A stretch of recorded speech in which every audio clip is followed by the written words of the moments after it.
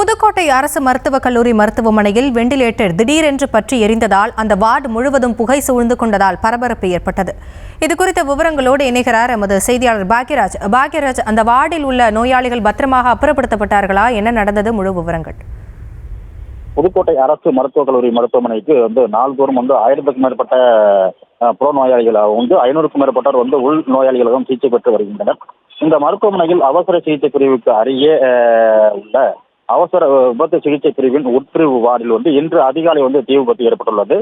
இதனை பார்த்து அதிர்ச்சி அடைந்த மருத்துவமனை ஊழியர்கள் உடனடியாக தீ அணைக்க முயற்சி செய்ததோடு இதுகுறித்து தீயணைப்புத் துறையினருக்கும் தகவல் தெரிவித்தனர். அதன் அடிப்படையில் அங்கு வந்த தீயணைப்புத் துறையினர் உடனடியாக தீயை அணைத்து கட்டுக்குள் கொண்டு வந்தனர்.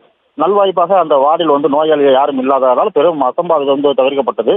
இதனைத் தொடர்ந்து அங்கு வந்த மருத்துவக் கல்லூரி முதல்வர் கலைவாணி மற்றும் பொதுப்பணித்துறையின் மின் பொறியாளர்கள் விபத்திற்கான காரணம் குறித்து விசாரணை மேற்கொண்டு வருகின்றனர். முதற்கட்ட விசாரணையில் மின் கசிவின் காரணமாக தீ விபத்து ஏற்பட்டு இருக்கலாம் என கூறப்படும் நிலையில் தொடர்ந்து இது குறித்து அதிகாரிகள் விசாரணை மேற்கொண்டு வருகின்றனர்.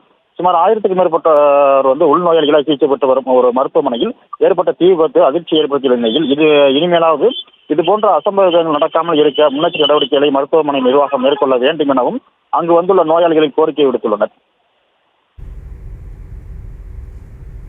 விவரங்களுக்கு நன்றி பாக்யராஜ்.